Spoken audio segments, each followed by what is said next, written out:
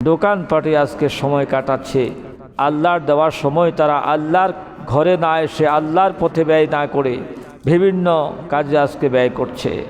কিন্তু আল্লাহর ঘরে আসতে পারা, বসতে পারা এটা অত্যন্ত ভাগ্যের ব্যাপার, অত্যন্ত ভাগ্যের ব্যাপার, অত্যন্ত নেয়ামতের ব্যাপার। কিন্তু যারা এই নেয়ামত থেকে বঞ্চিত, বুঝতে হবে তারা হতভাগা, তারা দুর্ভাগা। এজন্যই আমাদেরকে আল্লাহর ঘরে যতটুকু যে সময় যতটুকু সময় ব্যয় করতে পারি, মনে করতে হবে এই সময়টাই আল্লাহ পাকের দরবারে আমার জন্য নাজাতের একটি ব্যবস্থা, নাজাতের একটি ওসিলা। এই সময়টাকে মূল্যায়ন করতে হবে।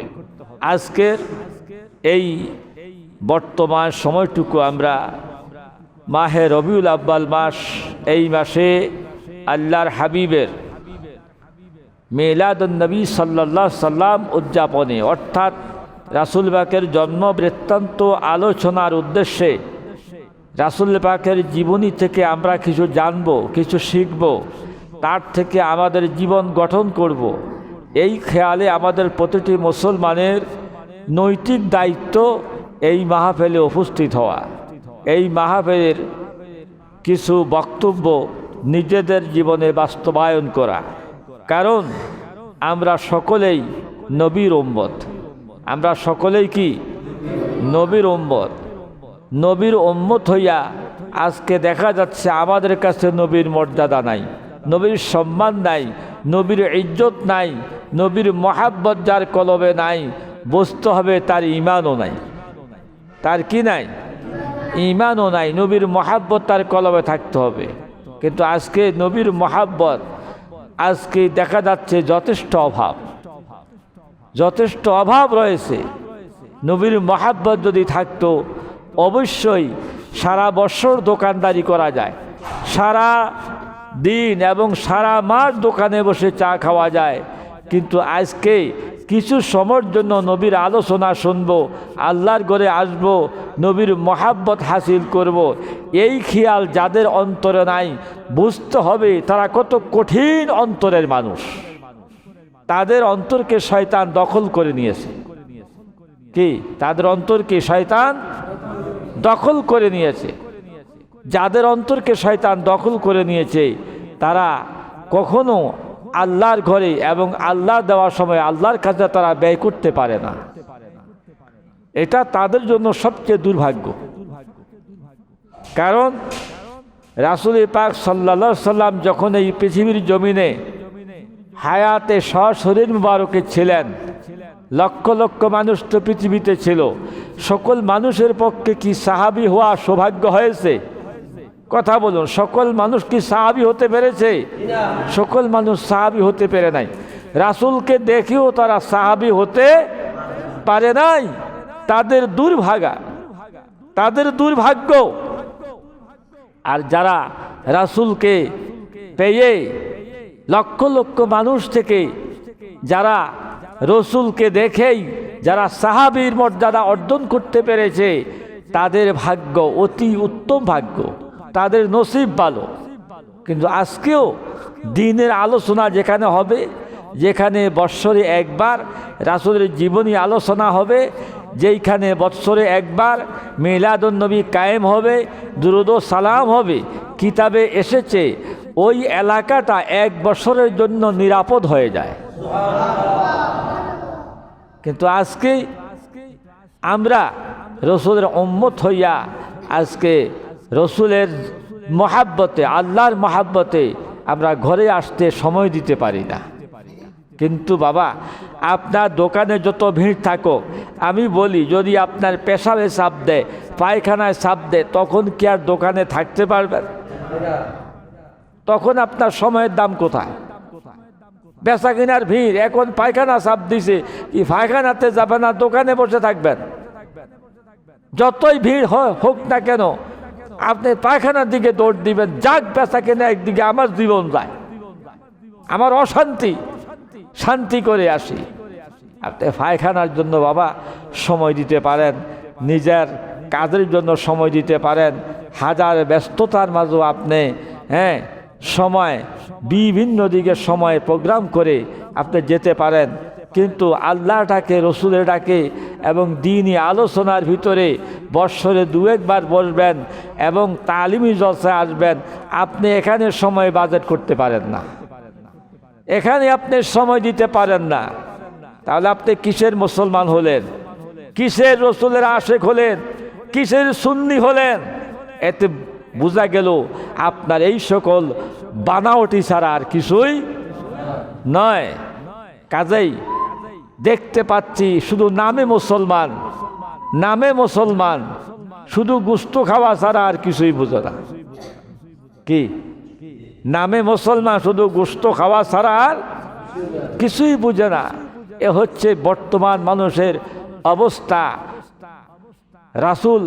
রাসূল পাকের মহাব্বতে সাহাবায়ে কেরাম জীবন দিয়েছে, দেশ ত্যাগ করেছে, ছেলে মেয়ে ত্যাগ করেছে, রাসূলের মহাব্বতে মক্কা থেকে হিজরত করে মদিনায় চলে গেছে রাসূলের মহাব্বতে। আর আজকে আমরা রাসূলের মহাব্বতে দোকান থেকে মসজিদে আসতে পারি না। আজকে রাসূলের মহাব্বতে আমরা কিছু সময় আমরা মিলাদুন নবীর মাহফিলে বসতে পারি না। দাওয়াত তো পৌঁছেছে, দাওয়াত পৌঁছে নাই? পৌঁছছে, দ্বীনের দাওয়াত সকলের কাছেই পৌঁছছে, কিন্তু কালেমা পড়ে ইমানদার হওয়া সকলের ভাগ্যে নাই, হয় নাই। ঠিক আজকের বুঝতে হবে, যারা দুনিয়ায় আল্লাহর কাজে রাসূলের মহাব্বতে সময় দিতে পারে না, তাদের কবর হাসরেও তারা সময় পাইবে না। কারণ কবর হাসরেও তারা আযাবের মধ্যে লিপ্ত থাকবে, শান্তির রাস্তা তারা পাবে না। দুনিয়ায় শান্তির রাস্তা তারা খুঁজে নাই, শান্তির রাস্তা চায় নাই, কাজেই কবর হাসরেও তারা শান্তির রাস্তা কিভাবে পাবে? যাই হোক, আমি আপনাদের খেদমতে আলোচনা করব আজকে রাসূল পাকের মহাব্বতে, আজকে মিলাদুন নবী সাল্লাল্লাহু আলাইহি সাল্লাম সম্পর্কে আমাদের আলোচনা হবে, দুরুদ হবে, কিয়াম হবে, সালাম হবে। এই বিষয়ে আমাদেরকে বুঝতে হবে। গোটা পৃথিবীতে আজকে ধাউ ধাউ করে আগুন জ্বলছে রাসূল পাকের বিরুদ্ধে। অনেক দুশ্মনে রাসূলরা মাথা নেড়ে উঠেছে। কারা? রাসূলের দুশ্মনে রাসূলের অভাব নাই, দুশ্মনে রাসূলের অভাব। আজকে ফ্রান্সের কথা বলি, আজকে ইটালির কথা বলি, বিভিন্ন বিধর্মী রাষ্ট্রের কথা বলি, শুধু তাই নয়, আমাদের বাংলাদেশে দুশ্মনে রাসূলের অভাব নাই। লক্ষ লক্ষ দুশ্মনে রাসূল আমাদের বাংলার জমিনে আছে। আজকে তারা নীরব। তারা কি নীরব? যাদের অন্তরে রাসূলের মহাব্বত আছে তারা কখনো নীরব থাকতে পারে না। আজকে মহাব্বত আছে না নাই, এটা বর্তমান পরিস্থিতিতে বোঝা যায়। যাই হোক, আমাদেরকে সংক্ষেপে বুঝতে হবে মিলাদুন নবী কি, মিলাদুন নবী কি, এই জিনিস বুঝতে হবে আগে। মিলাদুন নবী বুঝার মতো এলেম থাকতে হবে। কি থাকতে হবে? এলেম নাই বিধায়, এলেম নাই বিধায় আজকে এত বিতর্ক। যাদের এলেম আছে তারা বুঝে আল্লাহর সৃষ্টি জগতে প্রথম সৃষ্টিকার, এই বিষয় বুঝতে হবে। আল্লাহ পাক ব্যতীত আল্লাহর যত সৃষ্টি আছে, যত হাজার মাখলুকাত আছে, সকল সৃষ্টির প্রথম সৃষ্টি হয়েছেন আমাদের নবী। আমাদের নবীর নূর মুবারককে সর্বপ্রথম সৃষ্টি করা হয়েছে। এর আগে কোনো কিছুই সৃষ্টি হয়নি।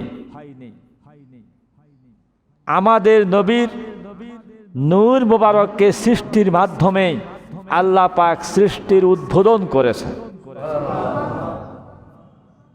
কি আমাদের নবীর নূর মুবারক সৃষ্টির মাধ্যমে আল্লাহ সৃষ্টির উদ্বোধন করেছেন।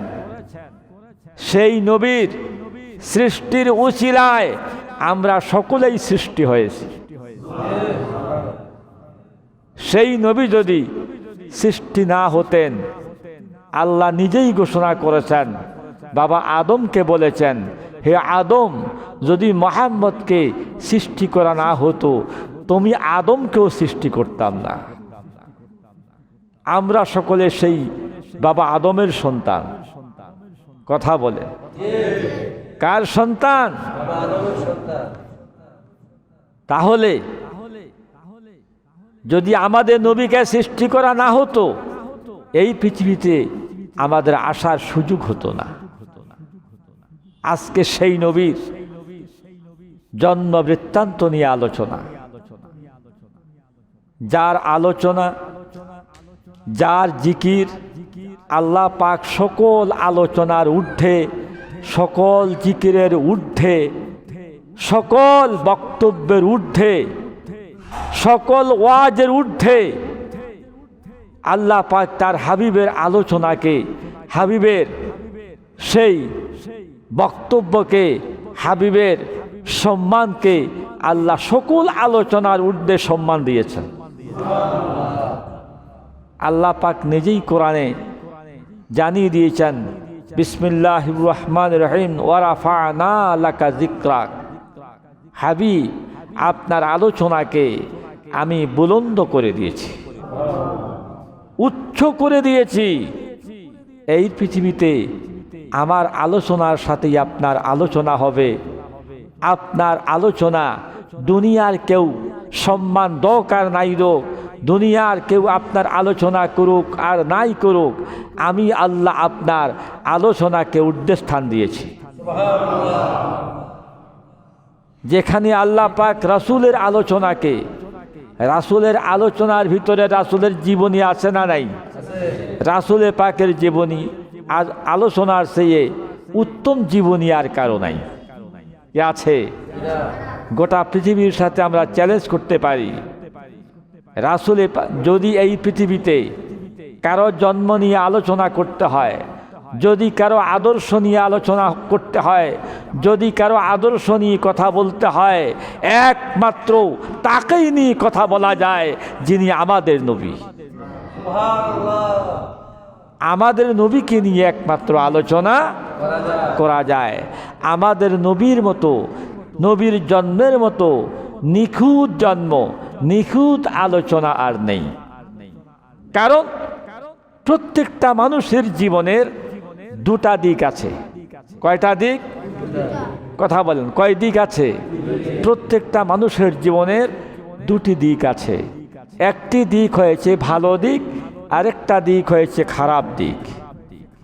পৃথিবীতে কিয়ামত পর্যন্ত যত মানুষ আসবে, প্রত্যেকটি মানুষের জীবনে এই দুটি দিক রয়েছে, একটা খারাপ সাইড আর একটা ভালো সাইড।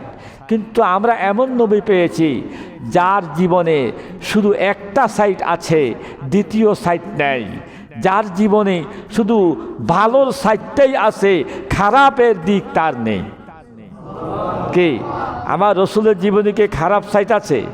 কোনো খারাপ দিক আছে? খারাপ দিক নেই। কিন্তু আমাদের জীবনের খারাপ দিক আছে। তাহলে যার জীবনের খারাপ দিক বলতে কিছুই নেই, তাকে নিয়ে আলোচনা করব, নাকি যার জীবনের খারাপ ভালো উভয় দিক আছে তাকে নিয়ে আলোচনা করব? আজকে এই জিনিস বুঝার মতো গান যাদের নাই, তারাই আজকে মিলাদুন নবী নিয়ে উদ্ভট কথা বলে। কি কথা ঠিক কিনা? তারাই উদ্ভট কথা বলে।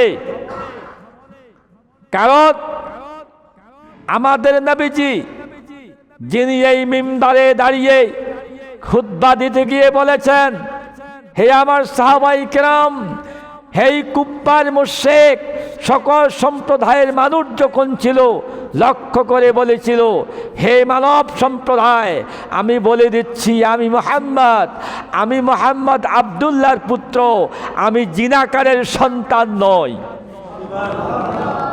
এই উদাত্ত কণ্ঠে মিম্বারে দাঁড়িয়ে নিজের জন্ম সম্পর্কে আলোচনা করতে গিয়ে বলেছেন, আমি জিনাকারের সন্তান নয়, আমি আব্দুল্লাহর পুত্র।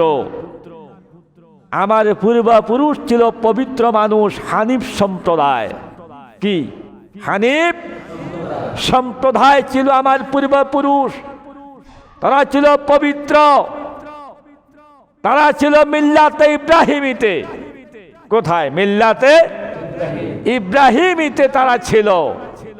আমি সেই পবিত্র মানুষের মাধ্যমে পৃথিবীতে আগমন করেছি। জোরে কোন সুবহানাল্লাহ।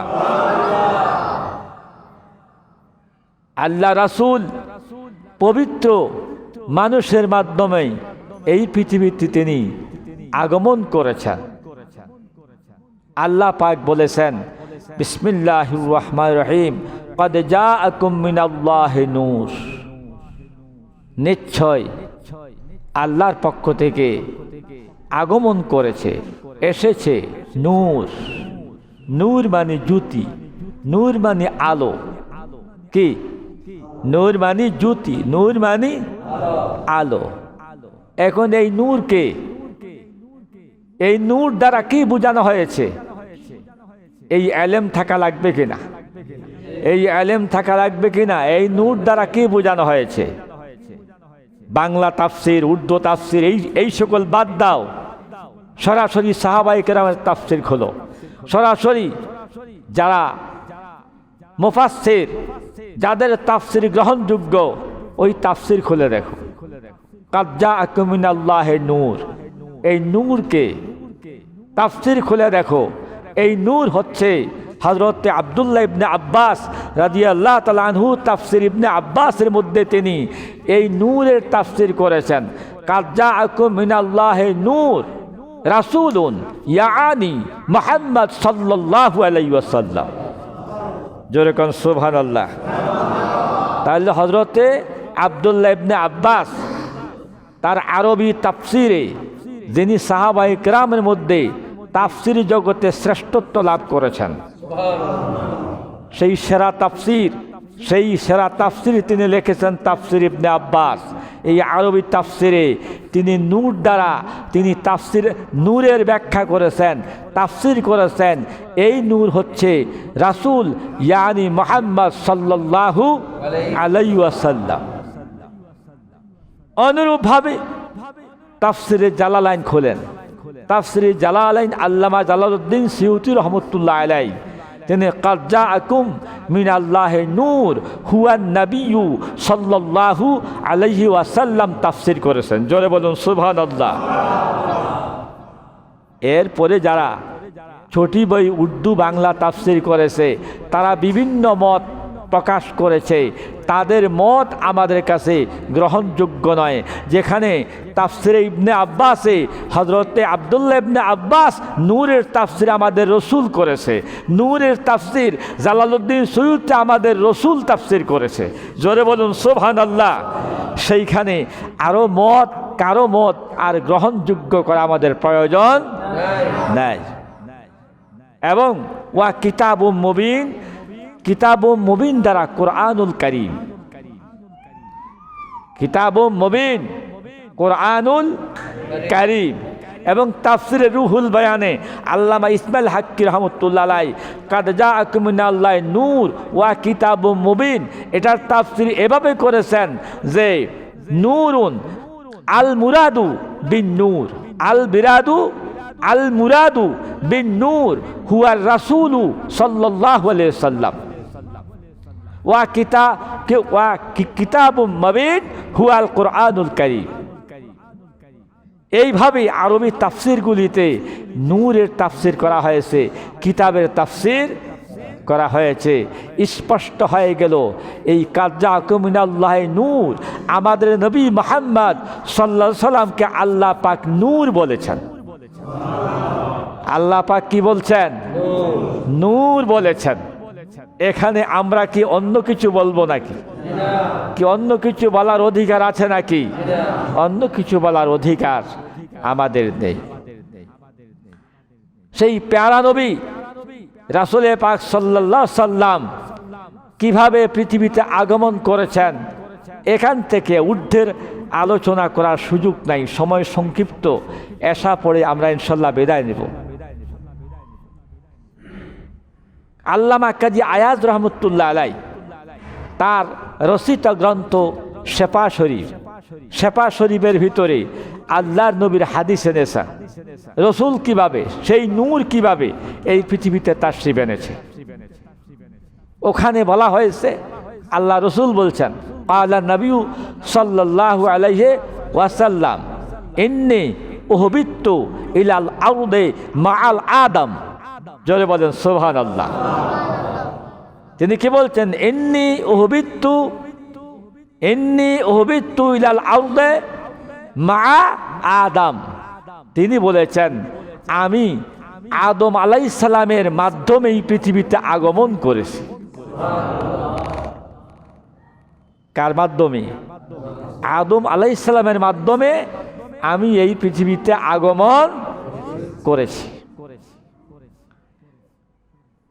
বেদায়া নেহায়া দ্বিতীয় খণ্ডে বলা হয়েছে, হযরতে আব্দুল্লাহ ইবনে আব্বাস রাদিয়াল্লাহু তাআলা আনহু থেকে হাদিস বর্ণিত, ওখানে যে আল্লাহ রসুলকে তিনি প্রশ্ন করেছিলেন, ইয়া রাসূলুল্লাহ, যখন আদম আলাইহিস সালাম বেহেশতে অবস্থান করছিলেন তখন আপনি কোথায় ছিলেন?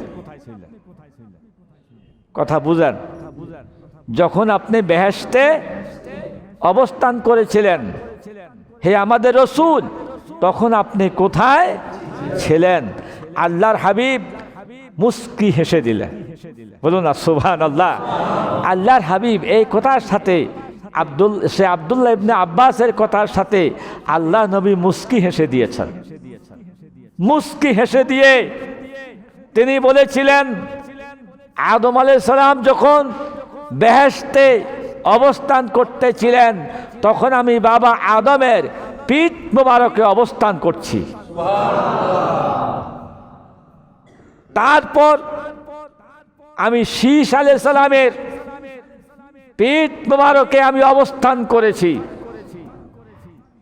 এইভাবে আমি আস্তে আস্তে হযরতে ইব্রাহিম আলাইহিস সালামের পিঠ মোবারকের মধ্যে আমি ধারণ করেছি, মানে পিঠ মোবারকে আমি অবস্থান করেছি, তার পৃষ্ঠে আমি ছিলাম। হযরতে নূহ আলাইহিস সালাম, তার পৃষ্ঠে আমি ছিলাম। আমাকে ধারণ করে নূহ আলাইহিস সালাম তার কিস্তিতে নৌকায় আরোহণ করেছিলেন। এবং এই পর্যায়ে আমি আস্তে আস্তে ইব্রাহিম আলাইহিস সালামের পৃষ্ঠ থেকে আমার বাবা, আমার মাতা, তারা পবিত্র হানিফ সম্প্রদায়ের সেই পবিত্র মানুষের মাধ্যমে আমি পৃথিবীতে আগমন করেছি। এই পৃথিবীতে আল্লাহ রসুল আগমন করার পরে তাকে প্রশ্ন করা হয়েছে, আল্লাহ রসুল পৃথিবীতে আসার পরে তিনি এই পৃথিবীতে প্রতি সোমবার দিন তিনি রোজা রাখতেন। কে রাখতেন? মুসলিম শরীফ জিলদ আউয়াল 368 পৃষ্ঠায় হযরতে কাতাদা রাদিয়াল্লাহু তাআলা আনহু থেকে হাদিস বর্ণিত, সুয়েলা আন সাওমিল ইসনাইনে, আল্লাহ রসুলকে প্রশ্ন করা হয়েছে, আল্লাহ রসুলকে প্রশ্ন করা হয়েছে, সুয়েলা প্রশ্ন করা হয়েছে, আবেদন করা হয়েছে, আন সাওমিল ইসনাইনে, সোমবার দিন রোজা রাখার বিষয়ে। কোন দিন? সোমবার দিন রোজা রাখার বিষয়ে আবেদন করা হয়েছে, সওয়াল করা হয়েছে। আলা, তিনি বললেন, তিনি ফরমালেন, যাকা ইয়াউমুন উলিদতু ফীহি। সুবহানাল্লাহ। আল্লাহ রসুল বলেছেন, কালা, তিনি বলেছেন, যাকা ইয়াউমুন উলিদতু ফীহি, আমি সেই দিন জন্মগ্রহণ করেছি। কি বলছেন? আমি সোমবার দিন জন্মগ্রহণ করেছি। আমি রোজা রাখার মাধ্যমে আমার সেই জন্মের দিনটাকে আমি স্মরণ করছি। জোরে কেন সুবহানাল্লাহ। ওয়ায়ামুন বুইস্তু, এবং আমি সেই দিনটা অর্থাৎ এই সোমবার দিন আল্লাহ পাক আমাকে এই পৃথিবীতে প্রেরণ করেছে। ওয়া উনজিলা আলাইয়া ফীহি, এবং এই সোমবার দিন আমার উপরে কোরআন নাজিল করা হয়েছে। তাহলে আল্লাহর হাবিব কি বললেন? যে আমি এই দিন জন্মগ্রহণ করেছি, এই দিন আল্লাহ পাক আমাকে প্রেরণ করেছেন, এবং এই দিন আমার উপরে কোরআন নাজিল করেছেন। আমি এই দিনটিকে আমি রোজা রাখার মাধ্যমে স্মরণ করি। তাহলে আল্লাহর হাবিব ইবাদতের মাধ্যমে নিজের জন্মদিনটাকে পর্যন্ত তিনি স্মরণ করেছেন। আর আজকে আমরা একদল এলেম নাই, কালাম নাই, বিসমিল্লাহ জানি না, আউযুবিল্লাহ জানি না, ওরা আজকে ফতুয়া দিচ্ছি মিলাদুন্নবী পালন করা বেদাত। কি কথা বুঝতে পেরেছেন আমার? এলেমের অভাব, বুঝের অভাব, সেই কারণে উদ্ভট কথা বলছে। রাসূল পাক সাল্লাল্লাহু আলাইহি ওয়াসাল্লাম তার বেলাদতের আলোচনা, মিলাদুন্নবীর আলোচনা যদি আপনি দেখতে চান, আপনি দেখতে পাবেন সিত্তার কিতাবের ভিতরে, বাহিরের সুনানে তিরমিজি পঞ্চম খণ্ডের ভিতরে ওখানে লেখা আছে বাবু মা যা আফি মিলাদিন নবী সাল্লাল্লাহু আলাইহি সাল্লাম। ওখানে আমার রসুলের মিলাদুন্নবী সম্পর্কে আলোচনা করা হয়েছে। সিত্তার কিতাব, এটা বাইরের ছাপা সুনানে তিরমিজি পঞ্চম খণ্ডে, এবং আমাদের দেশীয় ছাপা জিলদে সানি তিরমিজি, জিলদে সানির 203 পৃষ্ঠা, 203 পৃষ্ঠার ভিতরে সেই মিলাদুন্নবীর বাব এসেছে। বাবু মা যা আফি মিলাদিন নবী সাল্লাল্লাহু আলাইহি ওয়াসাল্লাম। ওখানে আমার নবীজির মিলাদুন্নবী সম্পর্কে ওখানে আলোচনা হয়েছে। যদি আমার নবীর মিলাদ জন্ম বৃত্তান্ত পালন করা বেদাত হইতো, তাহলে সিত্তার ভিতরে মিলাদুন্নবীর বাপটি আনা হতো না। 1 মিনিটের জন্য স্বীকার করি, যদি মিলাদুন্নবী পালন করা বেদাত হয়, তাহলে বুঝতে হবে সিত্তার কিতাবে এই বাপটি আনা, সিত্তার কিতাব লেখা বেদাত হয়েছে। কিন্তু সিত্তার কিতাব ওখানেই রাসূলের মিলাদুন্নবীর বাব আনা হয়েছে, আলোচনা আনা হয়েছে। প্রত্যেকটা কিতাবে বিভিন্ন বাব রয়েছে, নামাজের বাব রয়েছে, রোজার বাব রয়েছে, জাকাতের বাব রয়েছে, হজের বাব রয়েছে, হালাল হারামের বাব রয়েছে, সকল বিষয়ে বাব আছে, আলোচনা আছে। সকল আলোচনা মাহফিলে, বিভিন্ন সেমিনারে আলোচনা হয়ে থাকে, বেদাতের ফতোয়া নাই। কিন্তু মিলাদুন্নবীর বাপটিও তো সিত্তার ভিতরে, যেই মাত্র মিলাদুন্নবীর আলোচনা শুরু হয় কয় বেদাত। এটা তাদের একমাত্র এলেমের স্বল্পতার কারণ, এলেমের স্বল্পতার কারণ। সব কিছু অস্বীকার করতে পারো তুমি, মানুষের জন্ম, কিন্তু রাসূলের জন্মকে তুমি অস্বীকার করতে পারো না, টিটকারি করতেই পারো না। রাসূলের জন্ম বৃত্তান্ত সম্পর্কে তোমার জ্ঞান থাকতে হবে, বুঝতে হবে, এলেম থাকতে হবে, আন্দাজে উদ্ভট কথা বলা যাবে না। এই পৃথিবীতে উত্তম মিলাদ বলতে গেলে, উত্তম জন্ম বলতে গেলে, রসুলের জন্মের সেই উত্তম জন্ম আর কার আছে? কি আছে কারো? রসুলের মিলাদের চেয়ে উত্তম মিলাদ আর কারো আছে? অতএব সেই রসুল তার মিলাদ সম্পর্কে বুঝতে হবে। কানজুদ দাকায়েক কিতাবে ইমাম গাজালি রহমতুল্লাহ আলাইহি আমার রসুলের সৃষ্টি সম্পর্কে হাদিস এনেছেন। ওখানে তিনি ব্যাখ্যা দিয়েছেন, হাদিস দিয়ে আলোচনা করেছেন। আল্লাহ পাক অনাদি অনন্ত সত্তা, তিনি ছিলেন একক, তিনি ছিলেন অপ্রকাশিত। তিনি কি ছিলেন? অপ্রকাশিত। আল্লাহর ইচ্ছা জাগলো, আল্লাহর ইচ্ছা হলো তিনি প্রকাশ হবেন, আল্লাহর ইচ্ছা হলো তিনি তার প্রশংসাকারী বানাবেন। জোরে কন্যা সুবহানাল্লাহ। আল্লাহর ইচ্ছা হলো, কারণ তখন তো সৃষ্টি হয়নি, কিছুই সৃষ্টি হয়নি। আল্লাহ যে একক, অনাদি অনন্ত, এটা কেউ জানে না, কেউ চিনে না। চিনব কিভাবে? কিছুই তো সৃষ্টি হয়নি, কিছুই তো নেই, আল্লাহ ছাড়া তো আর কিছুই নেই। তখন আল্লাহ পাক তার ইচ্ছা অনুযায়ী আল্লাহ পাক আমাদের প্রিয় নবী মুহাম্মদ সাল্লাল্লাহু আলাইহি সাল্লামের নূর মুবারককে তিনি সর্বপ্রথম সৃষ্টি করলেন। সৃষ্টি করার পর সেই নূরকে আল্লাহ পাক লা মাকানে ছেড়ে দিলেন। লা মাকান হলো শূন্য জায়গা, শূন্যের মধ্যে ছেড়ে দিলেন। কারণ তখন আসমান জমিন, আরশ, কুরসি, লৌহ কলম, বেহেশত, দোজখ, চন্দ্র সূর্য, আসমান জমিন, ইনসান, মানুষ, কোনো কিছুই সৃষ্টি হয়নি, কিছুই নেই। এই শূন্যের মধ্যে এই নূর ভ্রমণ, আল্লাহ পাকের ইচ্ছায় ভ্রমণ করতে থাকে। কোথায়?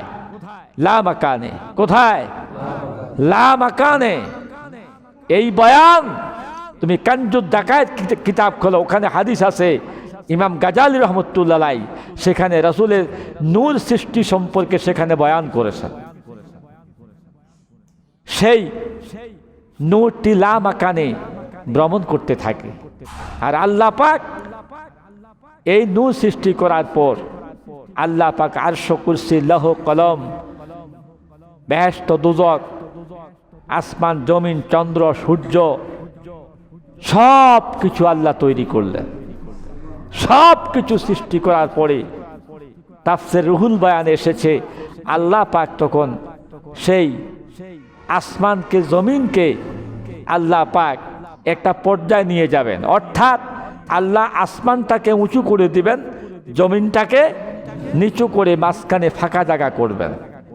কারণ এই আল্লাহ পাক এই পৃথিবীতে মানব দ্বারা আবাদ করবেন এবং আসমানকে উঁচু করার ইচ্ছা করলেন, ওখানে চন্দ্র সূর্য দিয়ে আলো দিবেন। আল্লাহ ইচ্ছা করলেন। ইচ্ছা করার সময় আল্লাহ পাক সেই নূরে মুহাম্মদের দিকে আল্লাহর কুদরতি দৃষ্টি দান করলেন। তাফসীর রুহুল বয়ানে এসেছে, আল্লাহ পাক তার কুদরতি জবান দিয়ে সেই নূরের দিকে লক্ষ্য করে বলেছেন, কুনি হাবিবি মুহাম্মাদা, হে নূর তুমি আমার হাবিব মুহাম্মদ হয়ে যাও। এই কথা বলতে দেরি সেই নূরটি আল্লাহর হাবিব মুহাম্মদ হয়ে যায়। কারো প্রশ্ন এখানে জাগে যে আল্লাহ কইলেই কি হয়ে যায়? হ্যাঁ, এই কথা কোরআনুল কারিমে আল্লাহ বলে দিয়েছেন। আল্লাহ পাক কোনো কিছু বানাতে হলে, তৈরি করতে হলে মাল মেটিসের প্রয়োজন হয় না। আল্লাহ শুধু বলেন কুন হও, ফায়াকুন, সাথে সাথে হয়ে যায়। আল্লাহ পাক সেই যেই মাত্র বললে কুনি, হয়ে যাও। কি কুনি মানে? কি হয়ে যাও। হাবিবি মুহাম্মাদা, হে নূর তুমি আমার হাবিব হয়ে যাও, আমার দোস্ত হয়ে যাও, আমার বন্ধু হয়ে যাও। জোরে বলুন সুবহানাল্লাহ। সাথে সাথে সেই নূর আল্লাহর হাবিব হয়ে গেল। তাহলে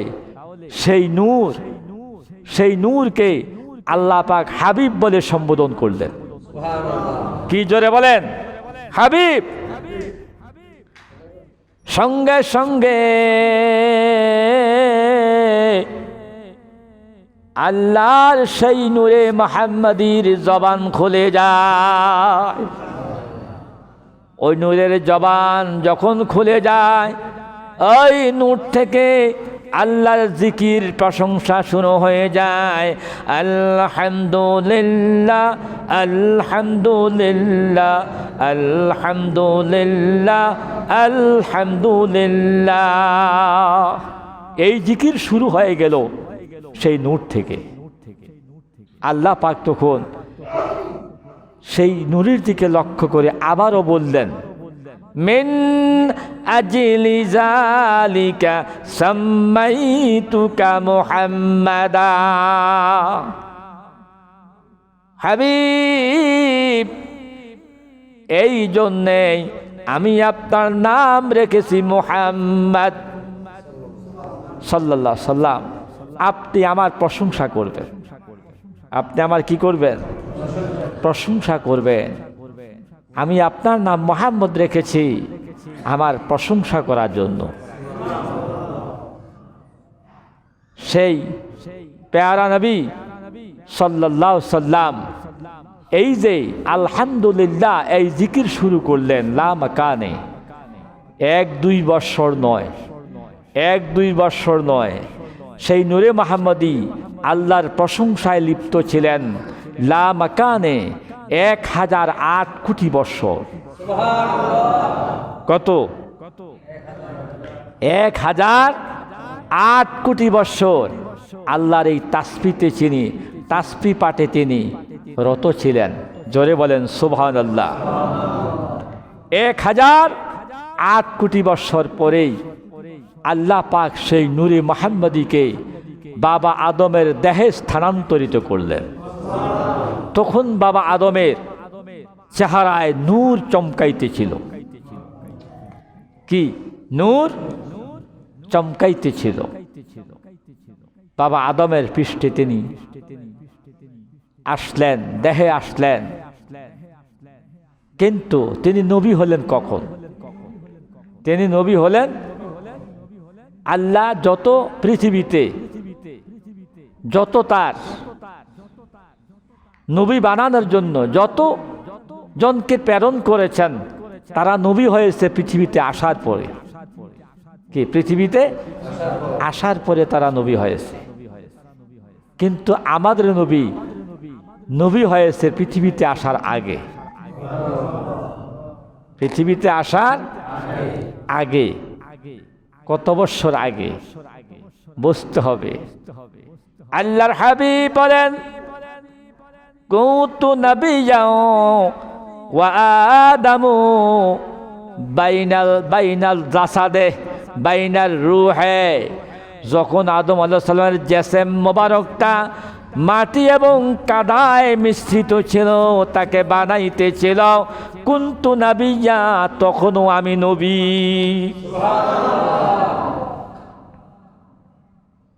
কত বছর আগে? অর্থাৎ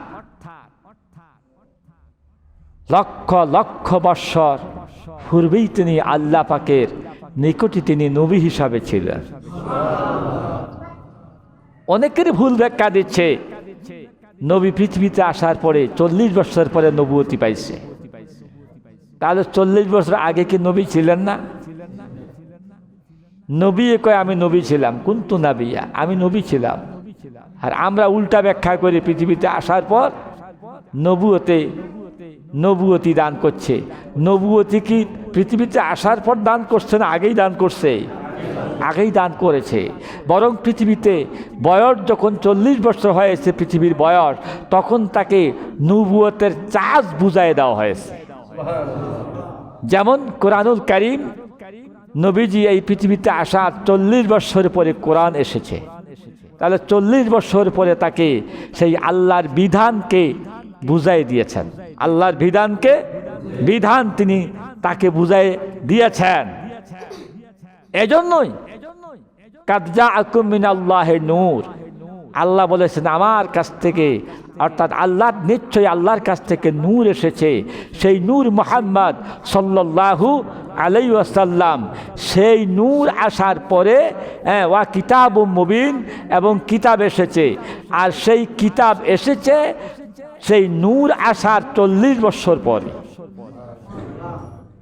নূরকে মুহাম্মদ সাল্লাল্লাহু আলাইহি সাল্লাম, আর কিতাব হচ্ছে কোরআনুল কারীম।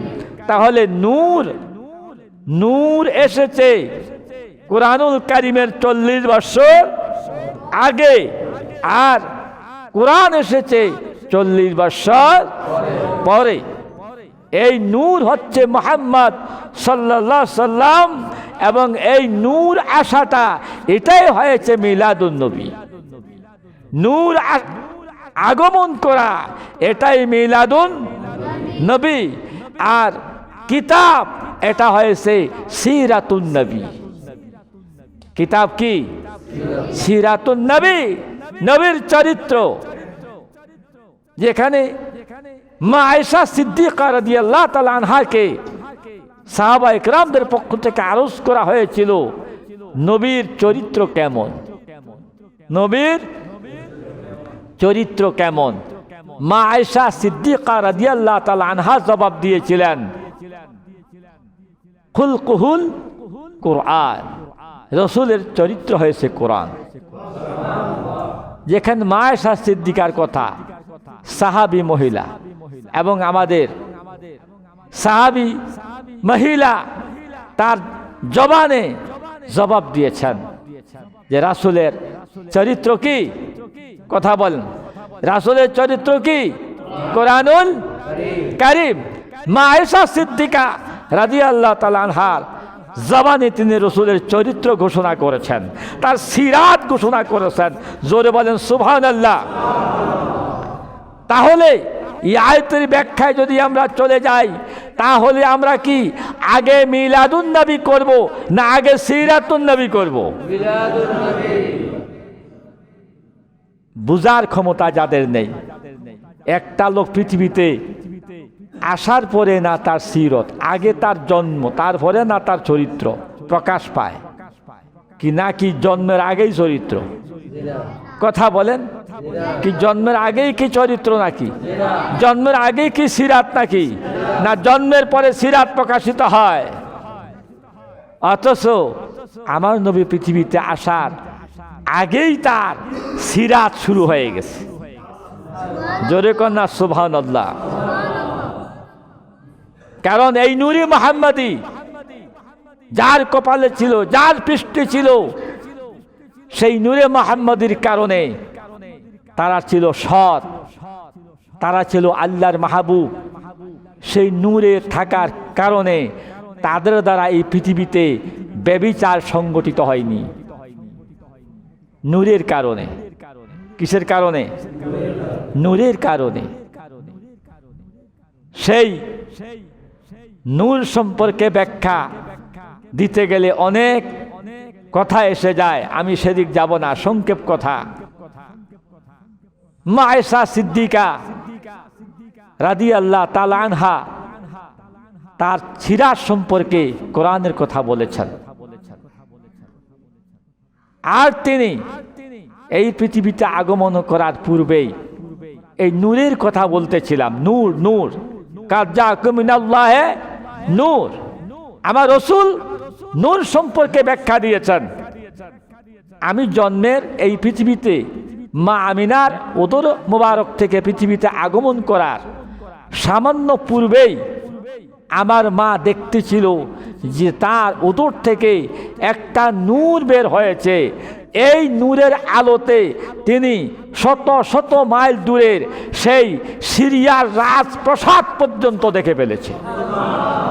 নূরের এত জ্যোতি, এত আলো। আল্লাহ নবী বয়ান করেছেন সাহাবীদের সামনে, আমার মা আমার জন্মের প্রাক্কালে যেই নূরটি তার উদর থেকে বের হয়ে আলোকিত করেছে সিরিয়ার প্রাসাদ পর্যন্ত তিনি দেখতে পেয়েছিলেন, সেই নূরটি ছিলাম আমি নবী। সেই নূরটি কে ছিল? মুহাম্মদ সাল্লাল্লাহু আলাইহি সাল্লাম। আল্লাহ যে বলেছে কাদ জাআকুম মিনাল্লাহি নূর, আমার পক্ষ, আল্লাহর পক্ষ থেকে, নিশ্চয় আল্লাহর পক্ষ থেকে নূর এসেছে। নূর আগমন করেছে।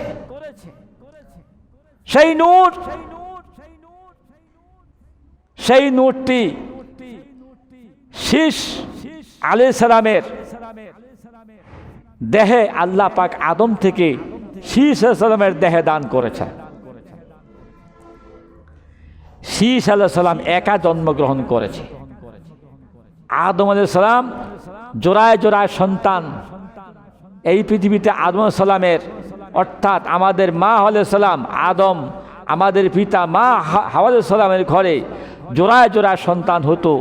কোনো কোনো কিতাবে আসছে 80 জোড়া সন্তান হয়েছে। কত জোড়া? তখন বিবাহের পদ্ধতি ছিল আগের জোড়ার ছেলে পরের জোড়ার মেয়ে, পরের জোড়ার মেয়ে আগের জোড়ার ছেলে, এভাবে ক্রসিং বিবাহ হতো। তখন শরীয়ত নাজিল হয় নাই, শরীয়তের বিধান চালু হয় নাই। এইভাবে ক্রসে বিবাহ হতো এবং আল্লাহর এই জমিনকে যাতে মানুষ দিয়ে আবাদ করা যায় এই বিধান ছিল। শীষ আলাইহিস সালাম তিনি একা জন্মগ্রহণ করেছেন, তার সাথে কেউ জন্মগ্রহণ করেনি। কোনো মেয়ে কন্যা জন্মগ্রহণ করেনি। কেন করেনি?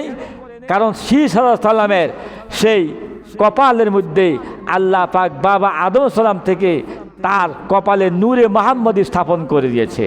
সেই নূরে মুহাম্মদীর সম্মানার্থে তার সাথে আর কেউ জন্ম গ্রহণ করেনি। নূরের সম্মানে। কিসের? নূরের সম্মানে। এই ইতিহাস, এই ইলম জানতে হবে নবীর জন্ম বিষয়ে। জন্ম বিষয়ে না জানলে আন্দাজি কথা বলা যাবে না। শীষ আলাইহিস সালাম আদম সালামের পরে পয়গাম্বর হবেন। পয়গাম্বরী তাজ তার মাথায় পড়বেন। আদম সালাম শীষকে ওসিয়ত করলেন। কি ওসিয়ত করলেন? হে শীষ, হে শীষ, তুমি নূরে মুহাম্মদীকে সম্মান প্রদর্শন করবে এবং সেই নূরের সম্মান যাতে রক্ষা হয়, সেই নূরের সম্মান তুমি রক্ষা করে চলবে। নূরের কথা কার মুখে আসছে? বাবা আদম শীষকে বলেছে, তোমার মধ্যে যেই নূর বিরাজ করেছে তুমি সেই নূরকে, নূরের সম্মান রক্ষা করবে, নূরকে সম্মান প্রদর্শন করবে। এবং উপদেশ দিলেন, হে শীষ, যখন তুমি আল্লাহর নামটি স্মরণ করবে, আল্লাহর নামের সাথে মুহাম্মদ নামটিও স্মরণ করবে। হে শীষ, আমি যখন জান্নাতে অবস্থান করেছি, আমি জান্নাতের দরওয়াজায়, জান্নাতের গেইটে, জান্নাতের সর্বত্র এবং জান্নাতে হুর গেলমান এবং জান্নাতের ফেরেশতাদের প্রত্যেকের স্কন্দের মধ্যে, কাঁধের মধ্যে আল্লাহর নামের সাথে আমি মুহাম্মদ নামটি মোহরাঙ্কিত দেখেছি। বেহেশতের এমন কোন জায়গা খালি ছিল না যেখানে আল্লাহ নামের সাথে মুহাম্মদ নাই।